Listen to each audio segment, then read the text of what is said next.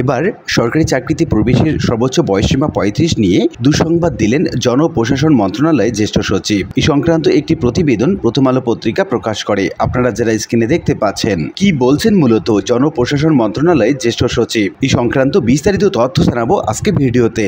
প্রিয় ভিউয়ার্স, আজকে নতুন ভিডিওতে সবাইকে স্বাগত জানাচ্ছি। আপনি যদি আমার চ্যানেলে নতুন হয়ে থাকেন তাহলে এরকম গুরুত্বপূর্ণ ভিডিওর আপডেট পেতে চ্যানেলটি সাবস্ক্রাইব করে রাখুন। ভালো লাগলে লাইক কমেন্ট করুন আর সম্পূর্ণ ধারণা পেতে পুরো ভিডিওটি না টেনে দেখুন। তাহলে শুরু করা যাক।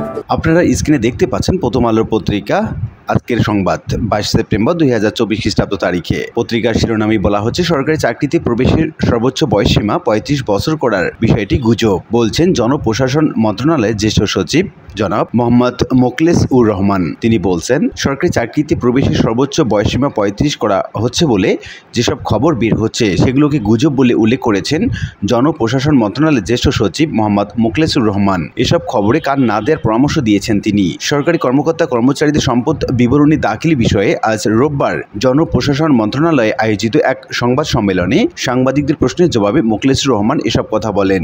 সংবাদ সম্মেলনে একজন সাংবাদিক জানতে চান, সরকারি চাকরিতে প্রবেশের সর্বোচ্চ বয়সসীমা ৩৫ বছর করা হচ্ছে বলে অনেক জায়গায় সংবাদ হচ্ছে। এই বিষয়টি আপনি কিভাবে সিদ্ধান্ত নিয়েছেন? জবাবে মোখলেসুর রহমান বলেন, আমার একটাই উত্তর, গুজবে কান দেবেন না। তখন ওই সাংবাদিক আবার প্রশ্ন করেন, আপনাদের কোনো পরিকল্পনা আছে কিনা? জবাবে জ্যেষ্ঠ সচিব বলেন, আমি তো এক কথায় বলে দিলাম, গুজবে কান দেবেন না। আমি যদি এই কথা বলি তার মানে এটা গুজব। বর্তমানে চাকরিতে প্রবেশের সাধারণত সর্বোচ্চ বয়সসীমা ৩০ বছর আর অবসরে যাওয়ার বয়সসীমা ৫৯ বছর। কিছু চাকরির প্রত্যাশী বেশ কয়েক বছর ধরে চাকরিতে আবেদনের বয়সসীমা ৩৫ বছর করার দাবি জানিয়ে আসছিলেন। এই দাবিতে কয়েকদিন আগে রাজধানী শাহবাগ মোড় অবরোধ করা হয়েছিল।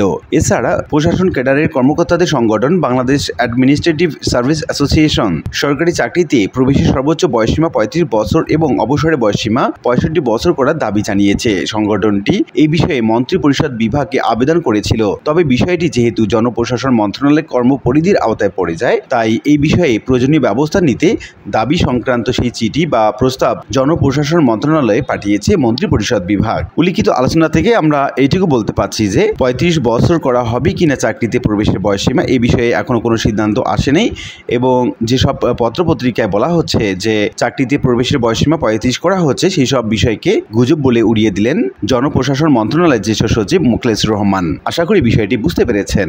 আর আজকের ভিডিওটি এ পর্যন্তই। আশা করি ভিডিওটি আপনাদের ভালো লেগেছে। ভিডিওটি ভালো লাগলে লাইক কমেন্ট করতে ভুলবেন না। দেখা হবে অন্য কোনো ভিডিওতে। সে পর্যন্ত সবাই ভালো থাকবেন। ধন্যবাদ।